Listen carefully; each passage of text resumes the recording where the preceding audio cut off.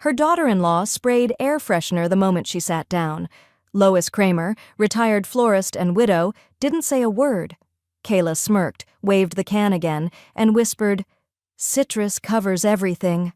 By sunrise, her name was scrubbed from the will, the deed, and the family trust. Lois had arranged bouquets for decades. Now she was trimming rot. And when they asked what changed, the attorney handed them the envelope. "Wait, before we go any further, I gotta ask, where are you watching from? Drop it in the comments and don't forget to subscribe." The house smelled like cinnamon rolls, sun-warmed upholstery, and nostalgia, until it didn't. Virginia Ginny Alcott had just lowered herself gently into her usual chair at the long oak dining table, the one she'd polished for decades and once hosted bridal showers around, when a sharp hiss sliced through the quiet. A cold mist of synthetic fragrance descended on her silver hair and the shoulders of her blouse.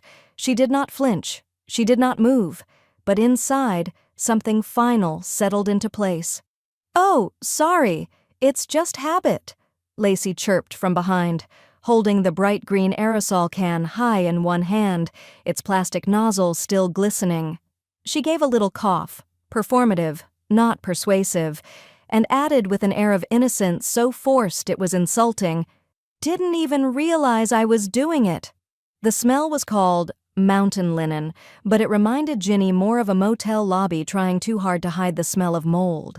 It stung at the edges of her sinuses and carried with it a deep insult, as if she were not family, but something to be covered up, neutralized.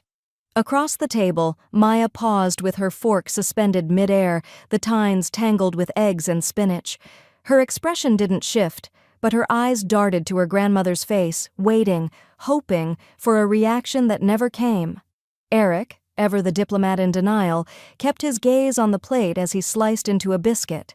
He cleared his throat, once, lightly, but said nothing.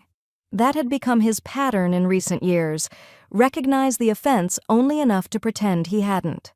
Ginny, still seated, folded her hands in her lap. The sunlight filtering through the kitchen window caught the veins in her wrists and made the gold of her wedding ring glow. She waited a moment longer before reaching into the pocket of her apron and retrieving her phone. A single text from Charlene blinked on the screen. "You all right?" Ginny didn't hesitate. Her reply was short, measured, and final. Not yet, but soon. Lacey sat down across from her, folding her napkin with unnecessary flair. "Really, I didn't mean anything by it. It's just a reflex. Ginny's not sensitive." "I don't think she minds," Eric said without looking up, his tone thin with false reassurance, like a man throwing paper towels on a grease fire. Maya shifted in her seat. Ginny smiled politely and spoke for the first time since the spray. "Maya, sweetheart, would you pass me the preserves?" Her voice was calm, even melodic, like a note struck on an old piano. Soft, but resonant. Maya slid the jar of blackberry preserves across the table without a word. Ginny took her time spreading the jam across the half slice of toast on her plate, careful not to tear the bread. Her hands, though older and lined with years of pruning roses and tying ribbons, moved with practiced grace. As she lifted the toast to her lips, Lacey chuckled again, that brittle laugh she reserved for moments when she wanted control disguised as charm. "Honestly, Mom, I think the spray just came out automatically. I didn't even think." Ginny took a bite of toast, chewed slowly, then set it back down. She dabbed the corner of her mouth with her napkin and stood, smoothing the wrinkles in her apron with deliberate poise. "I think I'll take care of a few things upstairs," she said with a slight nod, "before I forget." "But it's brunch," Lacey said, smiling too brightly. "You barely sat down." Ginny met her gaze without malice, without warmth. "Yes, I did." She left the room with steady steps, passing the grandfather clock in the hallway just as it struck 9. The chimes echoed like a subtle warning down the hardwood floors. In her bedroom, the light through the curtains was a soft, forgiving gold. She didn't turn on the lamp. She didn't need to. She walked straight to the far corner, where a wide walnut desk sat beneath the window. It was older than Eric, older even than her marriage, but still solid, still hers. She crouched down, felt beneath the drawer for the small brass key she kept taped there, and turned the lock. The drawer opened with a familiar creak, the kind of sound that made memory feel like a living thing. Inside, under a leather ledger and a folder marked Utilities, lay the red file she hadn't opened in nearly a year. It was heavy, despite its size, because it held the weight of every decision she hadn't yet made, but now would. Ginny placed it on the desk and opened the cover. The first page bore her name. The second listed Eric. The third, Lacey's, in large, well-inked font. She stared at it for a long moment, her fingers tracing the line of text like it might vanish on its own. Then she picked up her pen, clicked it once, and drew a single, steady line through Lacey's name. The chair creaked softly beneath Ginny as she settled back into it that evening, not the one in the dining room, but the wide leather rocker in her sunroom, the one no one ever dared rearrange. She kept it angled just enough to see the backyard maple tree, but still within reach of the radiator in winter. In front of her, the red file lay open like a courtroom, documents spread across the low wooden table like pieces of evidence. She hadn't needed to look through these pages in years, not since her estate planner had sent her the initial draft of the trust, typed in polite legalese and printed on expensive paper. But now, with Lacey's name stamped in clean black ink across page after page, the words read like trespass. There it was again. Lacey Alcott, contingent co-beneficiary. Then again, successor trustee, joint authorization with Eric Alcott. It wasn't just inclusion, it was ambition. Ginny drew in a slow breath through her nose, then reached for her reading glasses. As she adjusted them on her face, her mind drifted back to a moment that had seemed small at the time. A casual cruelty, the kind Lacey often wrapped in lace. They were sitting on the porch last summer, just the two of them, sharing a pot of coffee Ginny had brewed the way she always did, strong, black, with a splash of cream.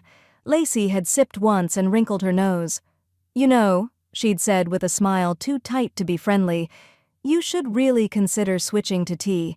Coffee breath can linger, especially at your age." At the time, Ginny had smiled back, unbothered on the outside. But now, in the hush of her own sunroom, the memory echoed differently. It wasn't about coffee. It never had been. It was about erosion. Small, daily efforts to sand down Ginny's place in her own life. She leaned forward and reached into the bottom drawer of the table, pulling out a narrow, zippered pouch that held her household account books. Ginny had tracked every expense by hand for decades. Rental income from the duplex, property taxes, water bills, even the cash tips she used to give her flower shop drivers. She opened the ledger for this year and began flipping through pages inked with meticulous cursive. The numbers told a quiet but firm story. Ownership, contribution, worth. By 10:37 p.m., the only light in the room came from the antique lamp beside her chair, its brass base warm from hours of use. The rest of the house had gone dark, and with it the sounds of the outside world. All Ginny could hear was the gentle tick of the clock above her hutch and the rustle of papers as she drafted a fresh list in her notepad. Property, primary residence rental units, address plus tax IDs, business proceeds from former florist accounts jewelry, appraised pieces only. She didn't hesitate as she wrote. She had always known what she had. It was time to ensure it went where it belonged. The phone rang once in the stillness. Not a text. A call. She reached for it with fingers that didn't tremble. "Ron," she said, already knowing who it would be. His number wasn't one she needed to look at to recognize. He'd handled her affairs since before Maya was born. His voice came through, low and steady. "Evening, Gin. Thought I might hear from you this week. I need a rewrite," she said simply. Quietly. No alerts, no notifications to the current listed parties. "You're not the first one to come to that realization," he said, without amusement. "I've got the original trust on file. We can start from there." "Good," Ginny said, closing the red folder and sliding it back into the drawer. "I'm done giving people titles they haven't earned." Ron let the silence stretch for a respectful beat before adding, "You're sure you want to move them off completely?"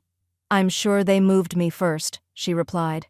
From the table, From the family photos, from the conversations, this is just catching up.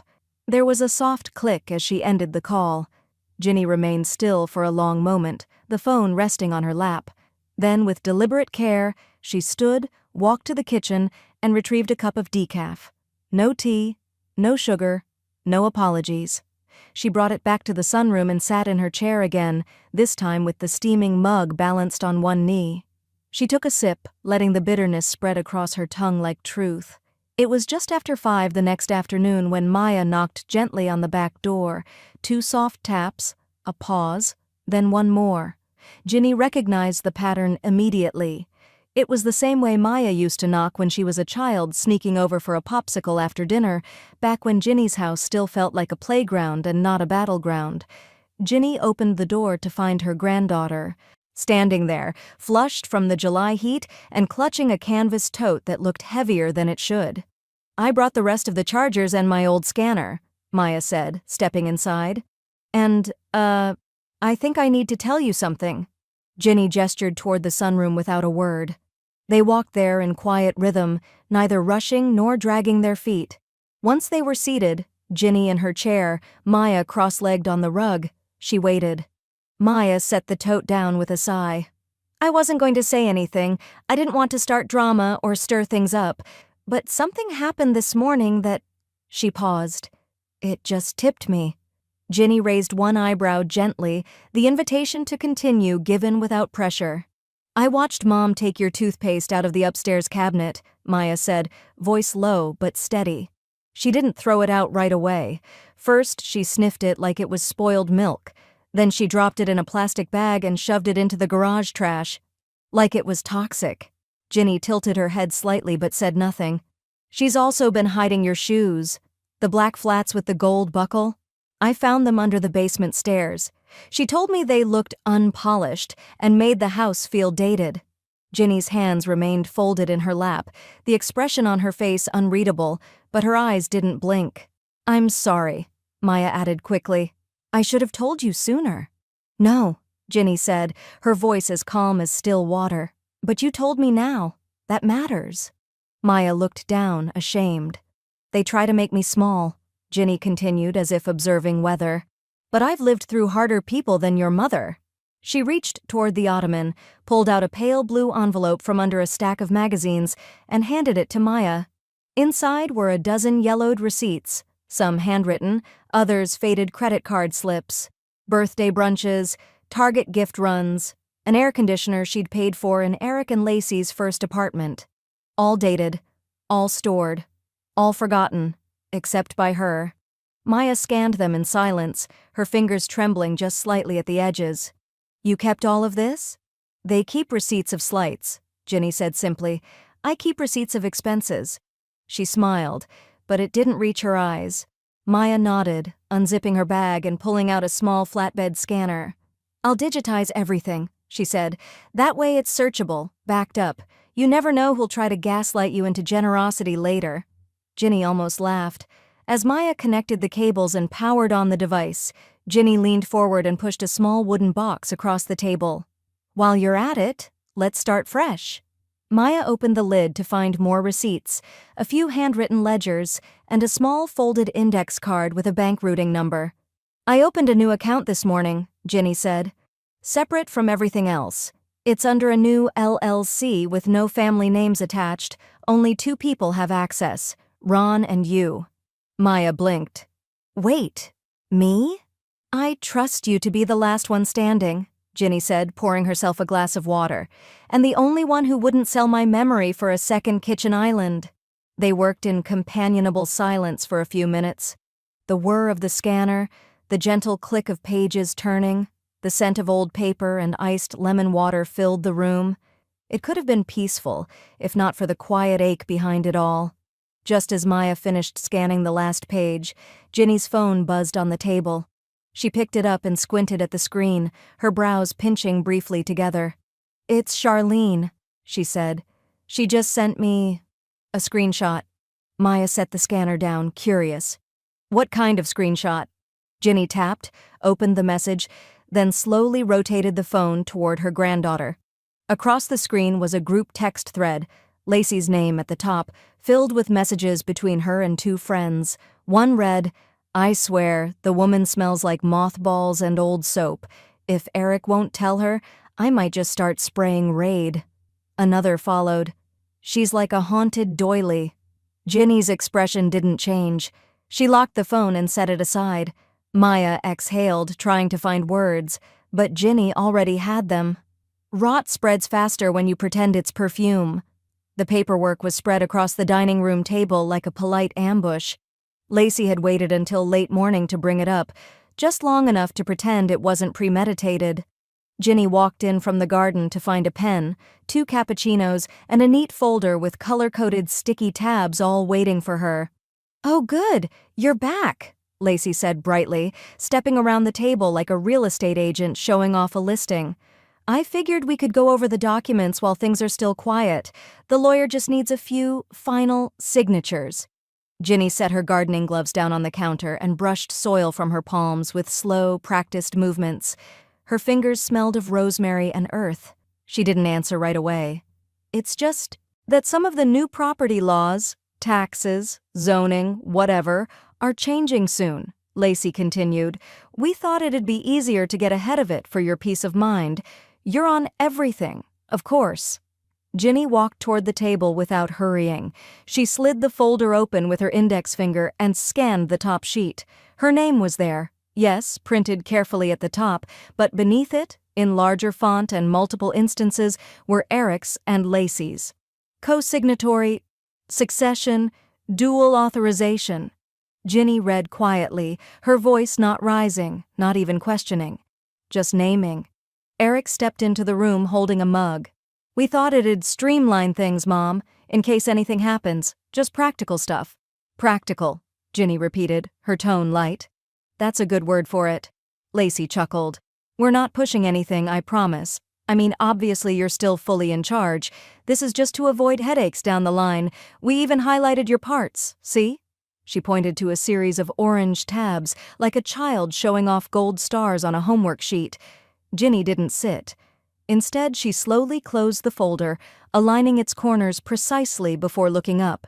"You don't want my blessing," she said. "You want my name." There was a pause, a brief flicker of something behind Eric's eyes that he tried to bury with a sip of coffee. Lacey's smile thinned. "I think you're reading into it.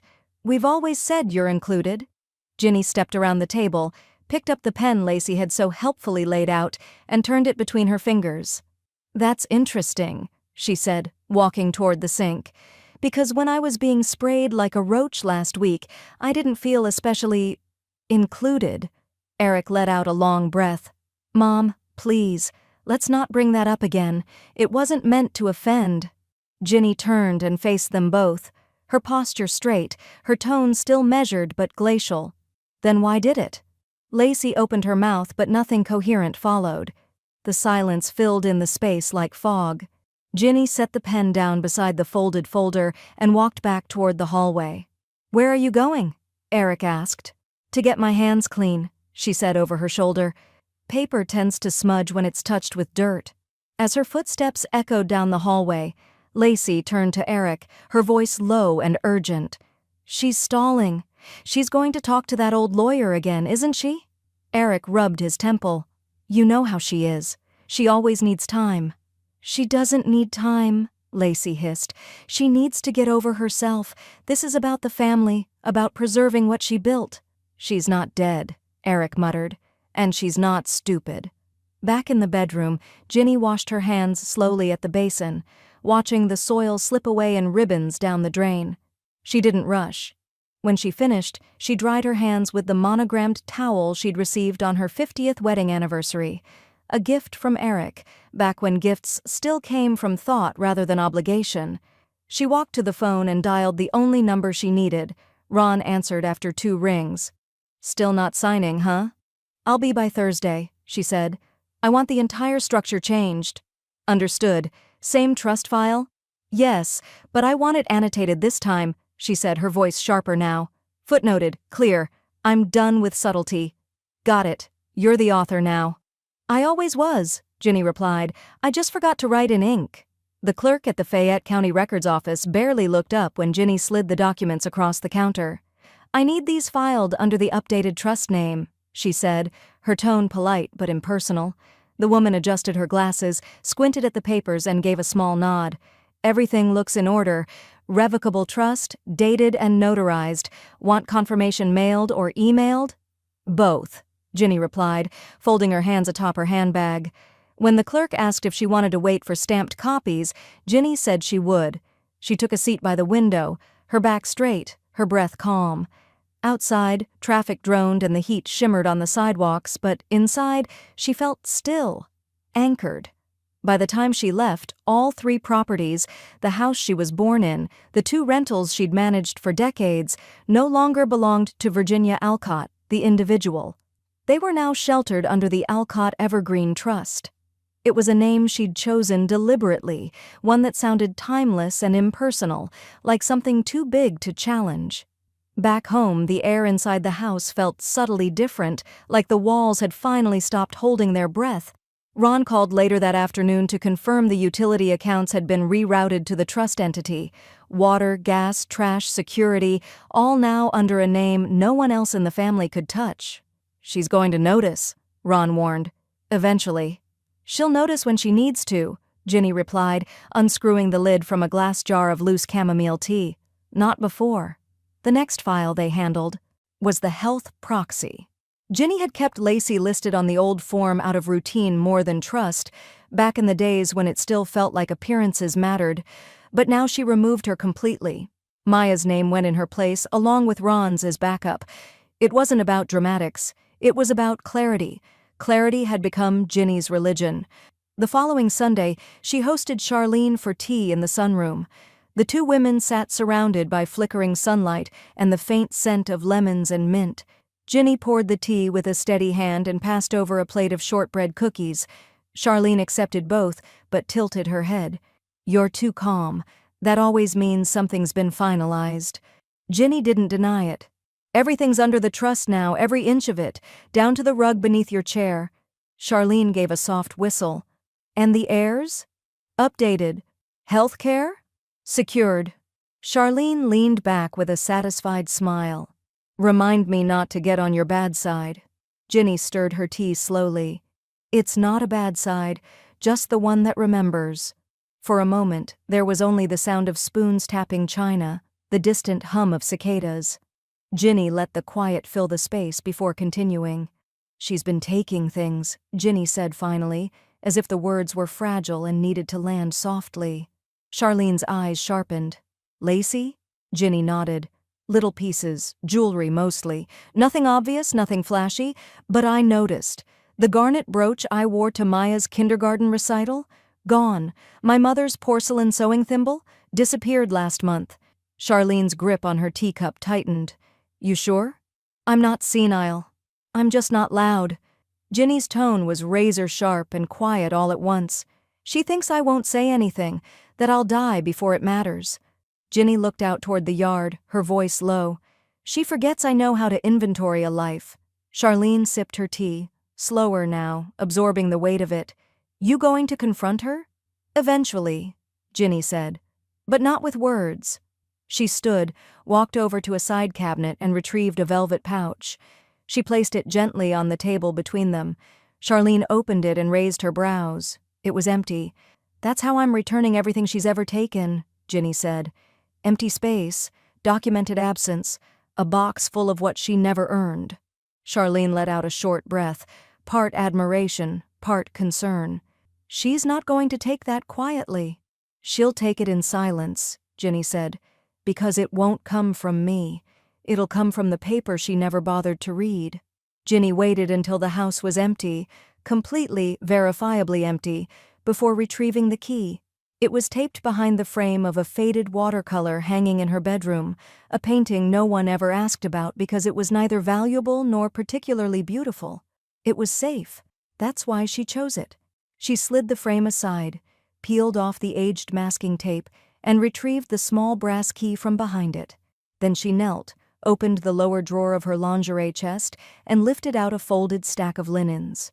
Beneath the second layer was a matte black case, small, square, and unmarked. Inside was the micro-camera system she'd installed herself back in March after Lacey had borrowed her diamond studs for a gala and forgotten to return them. Ginny never accused. She never even asked. She simply adapted. She took the small laptop from the drawer above, connected the micro SD card, and opened the viewer. The footage loaded in silence. A grainy timestamp blinked in the lower right corner. Thursday, 2:17 p.m. Ginny fast-forwarded through still shots of her empty room, flickers of morning light across the dresser, shadows shifting with time. Then, movement. Lacey entered the frame with the casual ease of someone walking into a room they believe is theirs. She wasn't snooping exactly, not yet. She moved toward the mirrored jewelry box on the dresser and opened it, glancing toward the door once, then again. Her hand reached inside. She hesitated. Then, with her fingers pinched just so, she slipped something into the front pocket of her handbag. Ginny paused the frame, zoomed in. A familiar glint caught the light. The freshwater pearl necklace with the oval onyx clasp, her mother's. Ginny stared at the screen, not with shock, but with the silent confirmation of something she'd already known. She let the footage run, watching Lacey close the box, smooth her blouse, and walk out without a sound. Ginny downloaded the clip, labeled the file 3B Pearl Theft 0725, and transferred it to an encrypted folder on the laptop. She printed a screenshot, just one, mid-action, and slid it into a manila envelope already addressed to Ron Talley. Her phone buzzed. "Ron Talley." "Update?"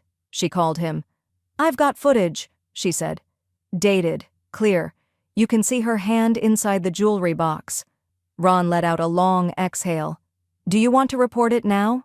Or hold it?" Ginny leaned back in her chair. "We're not pressing charges." "No?" "Not yet," she said. "I want the theft to age like cheese." There was a pause on the line. Then a small chuckle. "That's a new one. It needs to ferment. It needs to rot in the background of her every interaction with me," Ginny said, her voice calm but flinty. "A moment that stays unwelcome and unrevealed, until I decide." Ron didn't argue. "Understood. I'll store the file. Flag it, but sit on it. Thank you." She ended the call and tucked the laptop back into its drawer, pressing the linens neatly over the top. The brass key returned to its spot behind the painting. The room looked untouched again, but now it knew better. Later that evening, Maya wandered into the hallway after returning from class. She was halfway to her room when she heard voices drifting from the kitchen below. Her mother was on the phone, tone syrupy but louder than she realized. "No, it's real," Lacey was saying. "I finally upgraded. Genuine pearls. Not those hand-me-downs I used to wear. These ones came in a velvet box and everything." Maya stood still, her fingers tightening around the banister. "You should have seen the look on the lady's face at Nordstrom," Lacey continued. "I told her, 'I'm done with cheap family history.' She practically applauded." Maya didn't move. She didn't speak. But she heard every syllable. The brunch was Lacey's idea. She'd sent out a breezy group text earlier in the week. Family meal Sunday. Casual.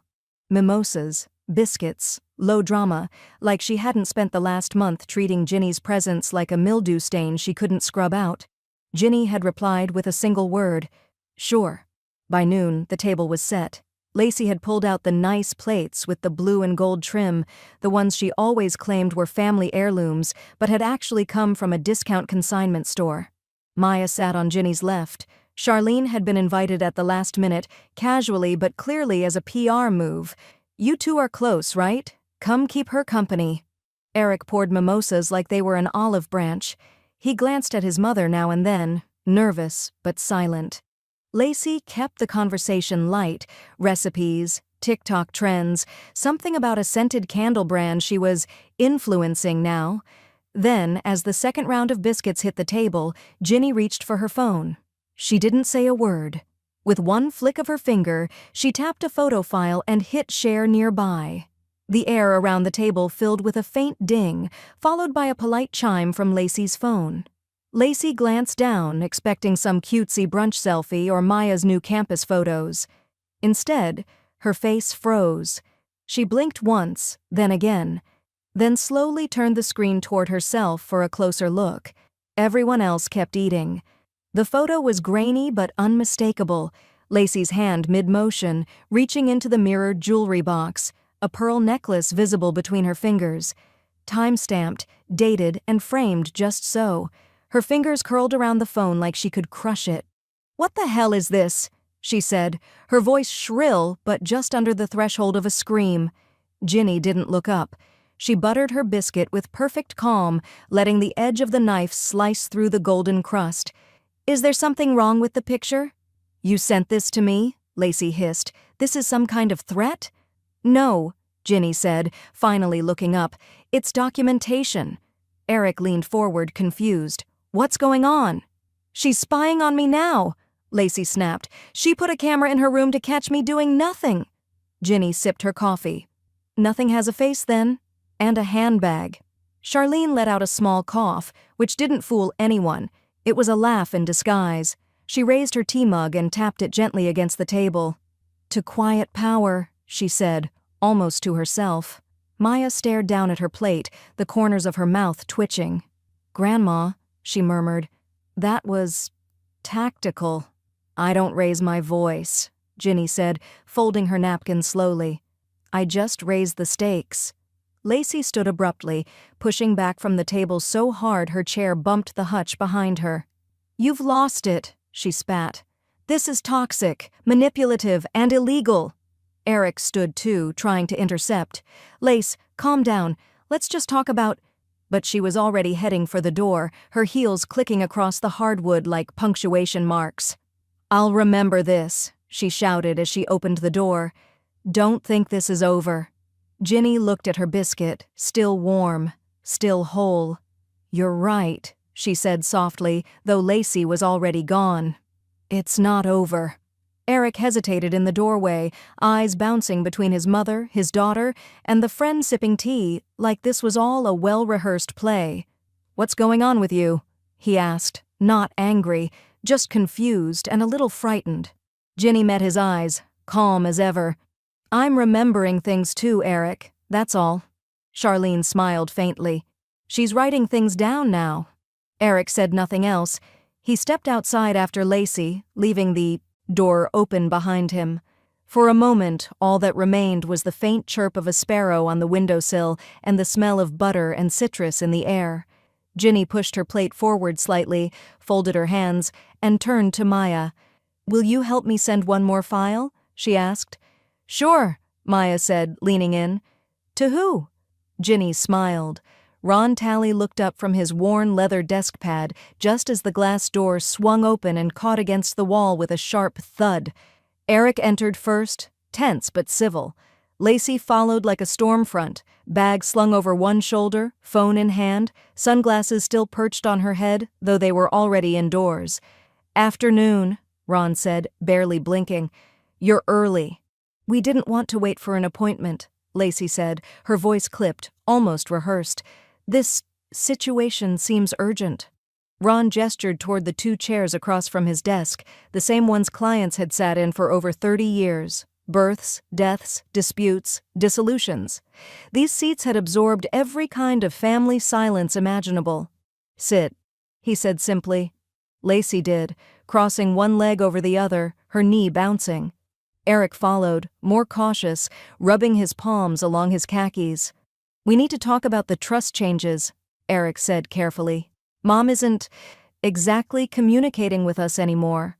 "She's communicating plenty," Lacey snapped. "In riddles, in veiled threats, through petty theatrics and passive-aggressive brunches." Ron folded his hands. "And what exactly do you want clarified?" Lacey dropped her phone on the desk, open to a screenshot of the property filings. "This. Everything being moved under something called the Alcott Evergreen Trust. We weren't informed. We didn't agree. That's not how family works."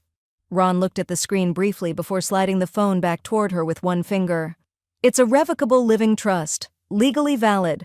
All filings notarized and recorded. No co-signatories required. But we're listed as beneficiaries." "Were," Ron corrected. "You were listed on a previous version. That document was superseded 3 weeks ago." Eric blinked. "She changed all of it?" She updated what was hers to update. Lacey leaned forward, her voice dropping an octave. She's being manipulated. She's vulnerable. She's 72. She still writes checks by hand. Ron tilted his head slightly. You know what else she still does by hand? Cross-references tax schedules, catalogs assets, annotates clauses in blue pen. She's not vulnerable. She's precise. Lacey's jaw clenched. She put surveillance in her bedroom. And found evidence of theft, Ron said evenly, not raising his voice, not blinking. Which, for the record, she has neither reported nor weaponized, yet. Eric turned to her. You said she was bluffing. I thought she was. Ron leaned back in his chair, expression unreadable. The only manipulation here, Mrs. Alcott, was hiding a necklace and calling it forgetfulness. Eric's mouth opened slightly. You knew? Ron nodded once. She always did. She just chose timing over temper. For a moment, the room fell into an airtight silence, thick with implications. Lacey stood too quickly. Her chair scraped the tile. This isn't fair, she said. She's cutting us out of everything over feelings. No, Ron said. She's correcting an imbalance. You were written into her future without earning a place in her present. Lacey turned to Eric, eyes wide, but he looked away. Ron slid a copy of the updated trust across the desk. You can read it, but you can't change it. I'm her daughter-in-law, Lacey snapped. You're not her heir, Ron replied. The attic was warm, heavy with the scent of cedar and old paper. Ginny climbed the steps slowly, not because her body was frail, but because this part of the process demanded reverence. She knelt beside the cedar chest with a low groan of the knees, easing the lid open like a vault. Inside were the albums, 3 thick, leather-bound books embossed with gold lettering. Alcott Family, 1969 to 1999, 2000 to 2010, and the most recent, still incomplete, marked Legacy. Ginny lifted the last one into her lap and opened it to a page she'd memorized years ago. The photo was centered and captioned in black script. Alcott 40th Anniversary, Surprise Brunch, May 2012. There they were, Eric with his hand on Lacey's back, Lacey mid-laugh with a mimosa raised, Ginny in the corner of the frame, cropped halfway by someone's elbow. It had always felt unbalanced, and now it looked it. She slid her fingers beneath the plastic film and peeled the photo away, slowly, carefully, until the glue released. One by one, she removed the moments that no longer belonged to her memory. Birthdays where she'd been seated by the trash can. Holidays where her name had been forgotten on place cards. That awkward photo at Maya's high school graduation, where Lacey had insisted on standing in the center, blocking Ginny almost completely. By the time she closed the book again, it was thinner, but lighter. Downstairs, Maya waited at the dining table with her laptop open, a scanner to her left and a half-eaten piece of apple cake to her right. Ginny set the album beside her. You sure you want to do this? Maya asked. I'm sure I'm the one who gets to decide how I'm remembered, Ginny said. That's the part they never understand. For the next hour, they scanned photos. Real ones. Maya's 5th grade science fair with the volcano Ginny helped her build. Ginny holding her first bouquet after opening her flower shop. A candid from a community potluck where she'd worn her favorite navy apron, mid-laugh, head thrown back like she hadn't felt small in years. They arranged them chronologically, no captions needed. Maya added one final slide with soft piano music and a title. Graham's Life, Unfiltered. You want to share it privately or make it public? Maya asked. Post it, Ginny said. Let them know whose story it was all along. Later that evening, the doorbell rang. Ginny opened the door to find Lacey standing there with sunglasses pushed up on her head as always.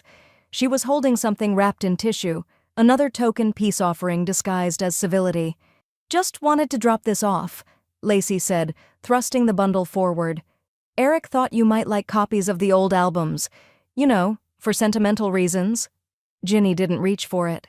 Did you remove us? Lacey asked, her voice tightening. From the albums, from the slideshow, from everything?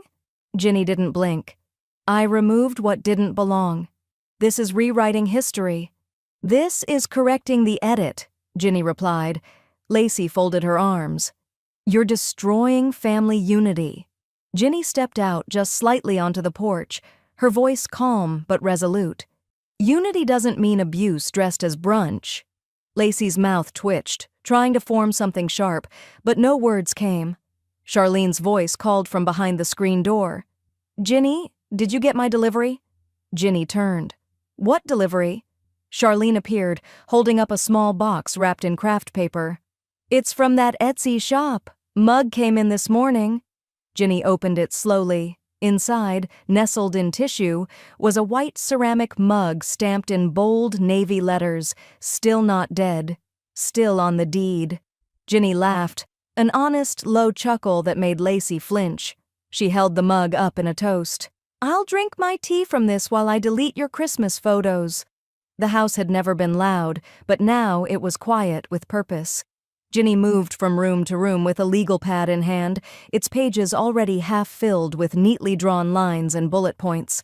Every time she paused in front of something, a framed watercolor, a decorative lamp, an ottoman with hidden storage, she asked herself one question: did I choose this, or did someone assume I should have it? The answer came easily. In the living room, she listed the sofa Eric and Lacey had gifted one Christmas, unasked. Lacey had insisted on updating the decor, called the Floral Chintz Geriatric. That sofa was the first to go. Ginny had it picked up the next morning by a local women's shelter. By Tuesday afternoon, the home was 28 items lighter, and Ginny's records 28 lines deeper. She sat at the kitchen table, her glasses low on her nose, reviewing the master list. $1,500, car down payment, Eric's 30th, $950, summer tuition support, Maya, 2020, $3,100, first month's rent plus deposit, 2011, Eric and Lacey, newlyweds, $420, flower arrangements for Lacey's influencer shoot, unreimbursed. There was no malice in the way she tallied, only memory made tangible. Each line a tether, each amount a bookmark in a history they pretended had been effortless. Maya leaned over her shoulder. "You're not actually asking them to pay this back, are you?" "No," Ginny said. "These were gifts. But I'm documenting them as support, not investments. I want it noted." She flipped the page and attached a yellow sticky note across the top margin. On it, in blue ink, she wrote, "Support does not guarantee succession." She slid the ledger into a labeled folder, Personal Affairs, Final Draft, and tucked it into the fireproof chest beside the red trust binder. Later that day, they tackled the closets. Maya stood in the hallway, holding up a sequined clutch purse with a price tag still dangling from it. "This hers?" she asked. Ginny nodded without looking. "Bought it last spring, said it was mine. Never asked, just left the bag in the hall closet like I'd forget." Maya dropped it into the donation box, half laughing, half exhaling. "This feels sacred." "It is," Ginny said. "It's the final sweep." When they reached the front hallway, Ginny turned to the control panel beside the door. She punched in the old 4-digit security code, Eric's childhood birthday, and erased it without hesitation. The new code she entered was Maya's student ID number. "Just in case someone forgets whose house it is," she said. The system beeped. Confirmed. That Saturday, the garden club met in Ginny's backyard, an annual potluck of sorts, with sun hats, seed swaps, and gossip served in equal portions. Charlene stood at the edge of the patio, iced tea in hand, addressing the crowd like a town crier at a revolution. "Before we get started," she said, grinning, "just want to reintroduce our host, Virginia Alcott, full owner, no co-signers, no Klingons, landlord to nobody now." The women cheered, a polite but pointed ripple of approval. Ginny offered a tight smile, accepting the applause but not absorbing it. She wasn't doing this for validation, she was doing it for record. As the guests wandered toward the tomato beds and rose trellises, Maya leaned over to whisper, "You know that phrase you said earlier?" Ginny looked up. "Which one?" "Support doesn't guarantee succession." "I think that's going on a t-shirt." Ginny laughed softly, brushing a strand of hair from Maya's cheek. "Put it next to the mug." The invitations were hand-delivered, sealed in cream-colored envelopes with no return address. Inside, a card printed in quiet serif type read, "You are invited to a living memorial in honor of Virginia Alcott. Still here, still deciding." It was Ginny's idea. "I'm tired of people waiting until someone dies to say anything kind," she told Maya. "I want to hear the words while I still have teeth to bite back with." By 6:30 Saturday evening, the dining room was aglow with low candlelight and the scent of rosemary and lemon. Ginny had polished the old silver herself, each fork placed with meticulous care beside bone-white plates. Her hair was swept into a neat chignon, and she wore a plum silk blouse that shimmered under the chandelier. There were only 6 seats around the table. Maya, Charlene, 2 neighbors from the garden club, Ginny's old florist apprentice, now married with 2 toddlers, and Ginny herself at the head, where no one could frame her out of the picture this time. The mood wasn't somber. It was reverent. Each woman brought a dish Ginny once served them. There was Maya's favorite poppy seed cake, Mrs. Taylor's broccoli rice casserole, and Charlene's deviled eggs, spiked with Tabasco and attitude. Ginny stood once everyone had been served. She clinked her glass lightly and unfolded a small stack of cream stationery from her place setting. "They say funerals are for the living, not the dead," she began, her voice strong, "but I've been dead in small pieces for years, and tonight I'd like to mark where I came back." She read 3 letters aloud, written not to anyone but to herself. The first was dated 10 years ago. A note to the woman who stayed quiet when she wanted to shout. "You are being edited in real time. Speak before you disappear." The second was from the year she'd closed her flower shop. "You built something beautiful. You don't owe anyone the keys." The last letter was recent, still fresh in the curve of her script. "You died the day you tolerated disrespect, and you lived again the moment you stopped calling it patience." The room was silent. Then Charlene let out a soft hum. "Then you're immortal, honey." Laughter followed, not loud but layered, like old wood floors creaking under warm feet. Maya lifted her glass. "To women who write their own endings," she said. They clinked their glasses in a gentle circle. For the first time in years, Ginny felt full without needing to be full of anything: defense, explanation, apology. She looked around the table and knew this was her inheritance. Later, as the dishes were cleared and the last of the wine poured, a pair of headlights swept across the front window. Maya peered through the blinds. "It's her," she whispered. Ginny didn't get up. Outside, Lacey's silver SUV slowed at the curb. The engine idled. Her window was halfway down, her posture angled toward the house, like she was trying to see inside. The soft glow of laughter and candlelight spilled onto the porch through the windows. Lacey lingered, watching, waiting. Maya turned back to her grandmother. "You want me to close the blinds?" "No," Ginny said, cutting another bite of cake. "Let her wonder what life looks like when she's not in the photo." It was nearly dusk when Ginny pulled the last donation box from beneath her bed. The cardboard had softened over the years from shifting humidity and slow weight, its corners slightly blunted from being moved too many times and opened too few. She placed it on the quilt, took a long breath, and opened the flaps with a deliberate stillness, like exhuming something sacred. Inside were the kinds of things people don't fight over in wills, but still measure one another by. A silk scarf she hadn't worn since her 60th birthday, a faded sweatshirt of Eric's from college she'd held onto longer than she should have, the chipped porcelain dish Lacey once claimed looked too rural for modern taste. Ginny folded each item with careful hands, not because she still valued them, but because she'd once believed someone else did. She added one last thing, a frame. The photo inside was from a 4th of July barbecue 10 years earlier. Eric was at the grill, Lacey with a wine spritzer in one hand and a plastic flag in the other. Maya was crouched near a sparkler bucket.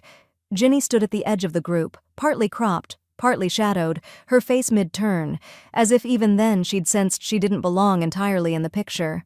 She flipped the frame over and pressed a yellow sticky note to the back, her handwriting calm and centered. "I left myself behind in this moment." I took her back. Then she took out another sheet of paper, a heavier one, and wrote, slowly and without flourish, "To the ones who never valued me, keep this emptiness. It matches what you left behind." She folded the page and placed it neatly on top of the box's contents. Downstairs, Maya was drying dishes. When Ginny entered the kitchen with the box, Maya didn't speak at first. She just looked at her grandmother, then the cardboard, then back again. "Is that the last of it?" she asked softly. Ginny nodded. "It's the part they never asked for, which means it's the part they'll notice most." Maya wiped her hands on the towel and moved to take the box. "Want me to drop it off?" Ginny hesitated for a beat, then nodded once. Quietly, just the porch. No note, no knock. It was nearly dark when Maya drove across town. She parked a house down and walked the rest of the way, box in hand, careful to keep her footsteps quiet against the concrete. Eric and Lacey's porch light was on, glowing artificially warm above a wreath no one had taken down since spring. She set the box gently on the doormat, adjusting it so the address label faced the door. No sound came from inside. No dog barked. No blinds shifted. Back in the car, Maya didn't turn the engine on right away. She stared at the house for a moment longer, then drove off with the windows down and the radio silent. 2 hours later, her phone buzzed. "Lacey, iMessage. Did you leave something on our porch?" Maya stared at the screen for several seconds, her face unreadable. She placed the phone screen down on the side table and said nothing. No response, no explanation, no bait taken. In the living room, Ginny sat quietly with a glass of iced tea, flipping through a small photo album of Maya's college years. When her granddaughter returned, Ginny didn't ask what had happened. She didn't need to. The photo, the note, the absence, all of it had been delivered. Some messages speak louder when they're left unopened. The podium wasn't large, just a wooden lectern scuffed from years of being wheeled out for PTA meetings and city council budget arguments. But when Ginny stood behind it, the room quieted like church. The multipurpose room at the Glenn County Library was filled wall to wall. Folding chairs stretched into the stacks, where a few late arrivals leaned against shelves labeled legal reference and estate planning. Ginny adjusted the single microphone clip to her collar. Her notes rested in a plain manila folder, but she didn't look down. Not at first. She scanned the crowd, mostly women, many silver-haired, some in work scrubs or church dresses or the tidy fatigue of retirement. A few had brought daughters, granddaughters, nieces. Charlene was front row, arms crossed proudly, and Maya sat beside her with a laptop balanced on one knee. "Thank you for coming," Ginny began. Her voice was clear, low, deliberate. "Tonight's session is titled The Silent Rewrite, Protecting Dignity Through Documents. But let me start with a story." She didn't name names. She didn't need to. She spoke of invisible erasure, the kind that starts with being talked over at family dinners and ends with your own home no longer feeling like yours. She talked about how legacy isn't just money, it's agency, memory, presence.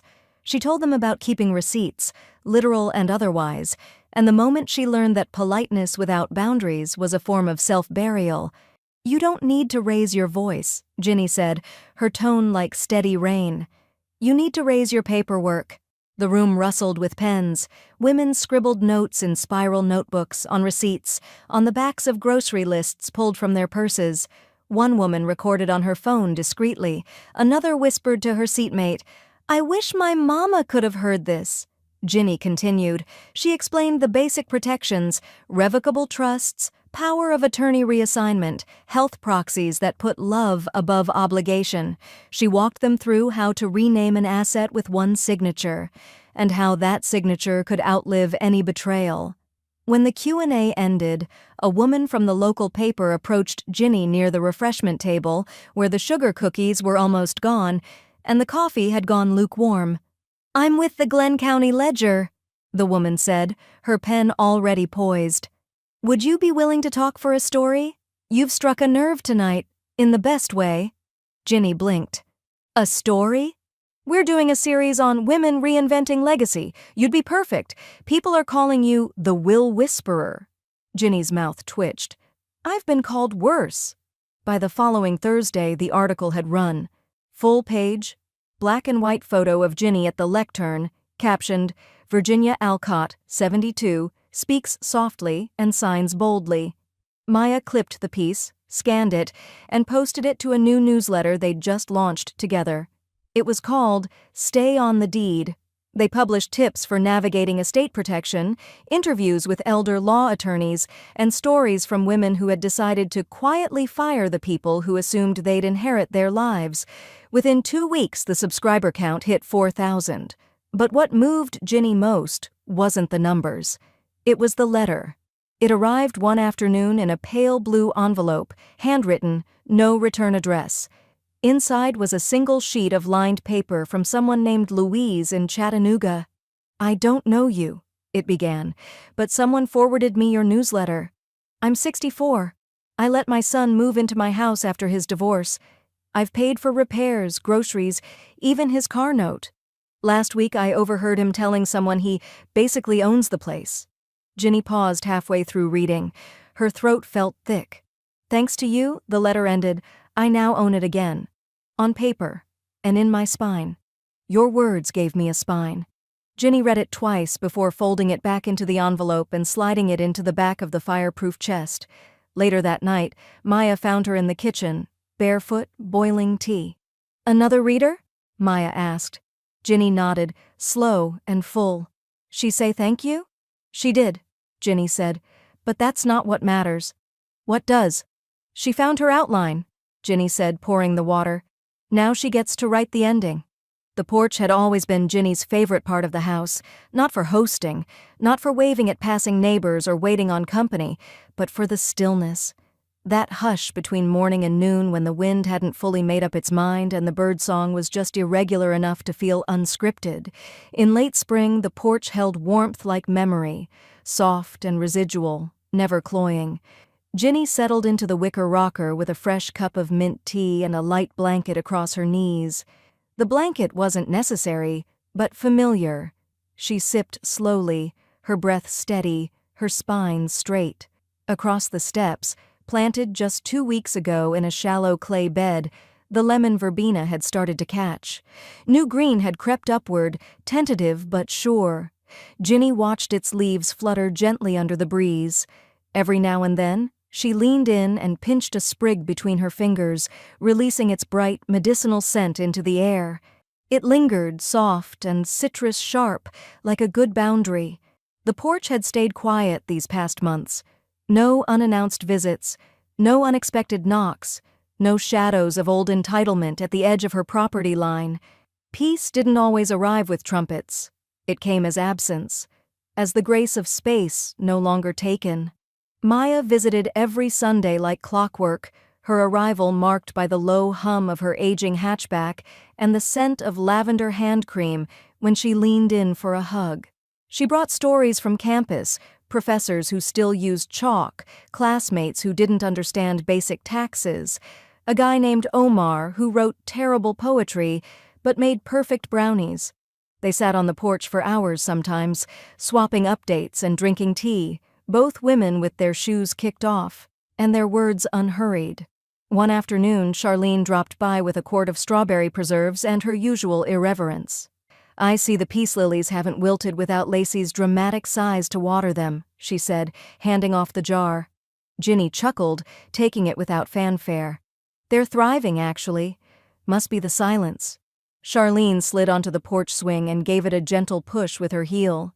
"I told you she'd beg to be written back in." Ginny didn't flinch. She adjusted her teacup and looked out over the yard. "Then she can write her own chapter," she said quietly. "Not mine." Charlene raised her eyebrows in admiration, but said nothing more. Some victories didn't require narration. Later that week, Ginny pulled her worn medical folder from the fireproof chest and made one final update. Her emergency contact was no longer Eric.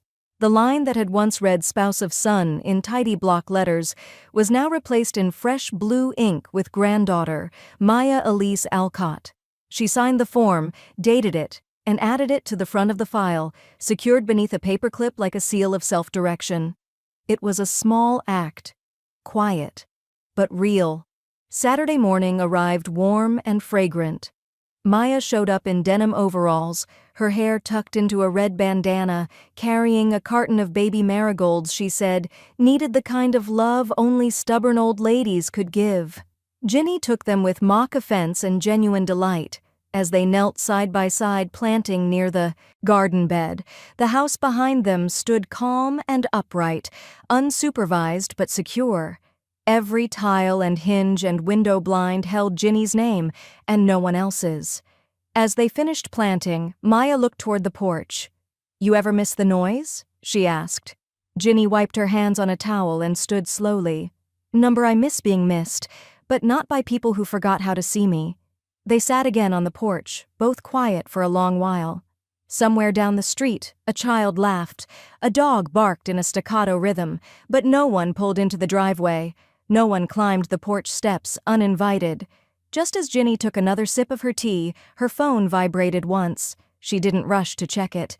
She didn't need to, because real presence, she'd learned, wasn't something you fought to keep.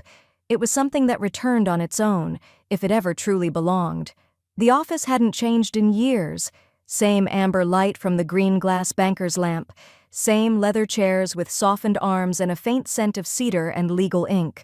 Ron's walls were lined with dusty law volumes that no one read anymore, but that still gave the room weight. Ginny sat opposite him, hands folded in her lap, a silk scarf tucked under the collar of her blouse. She looked like a woman attending her own coronation. Quiet, poised, unblinking. Ron slid the final folder across the desk. "Sign here," he said gently. Then one initial beside the date change. Ginny took the pen without a word, scanning the page. The section titled Trustee and Beneficiary Assignment was already highlighted. Lacey's name was gone. Not struck through, not footnoted. Gone. As if it had never been there. As if the woman who once trampled through Ginny's home in designer heels and borrowed jewelry had simply evaporated, taking her entitlement with her. Maya's name was listed now, full name, middle initial, all in capital letters. Ginny signed with slow precision, her signature neat, old-fashioned, deliberate. Ron placed the signed form in a secondary envelope marked Final-Archive Copy. He slid it into his file cabinet, locked it, then handed the original to Ginny in a thick, cream envelope. She took it, weightless in her palm but heavy with meaning, and tucked it into her handbag. Then she opened her purse again and pulled out a key. Silver, small, clean. The fireproof chest in her bedroom would hold the envelope by nightfall. Ron leaned back in his chair, watching her. He didn't offer coffee or small talk, just silence. "You know," he said eventually, his tone edged with something between admiration and curiosity, "you could have gone further. You could have kicked her out completely, pressed charges, seized assets." Ginny met his gaze and didn't blink. "No need. She'll resurface," he said. "People like that don't drift quietly." "I'm counting on it," Ginny said. "Let her circle, let her orbit. I don't need to exile her. I just needed her to see that the center moved." Ron chuckled softly, shaking his head. "You really meant it when you said you don't raise your voice." "I raise the consequences," she replied, "and the standard." She stood and smoothed the front of her skirt. There was no fanfare, no final statement. Just a nod, a faint smile, and the crisp closing of her handbag. When she left the office, the door swung shut behind her like punctuation. Back home, Ginny climbed the stairs without hurry. Maya was out for the afternoon, and the house felt still.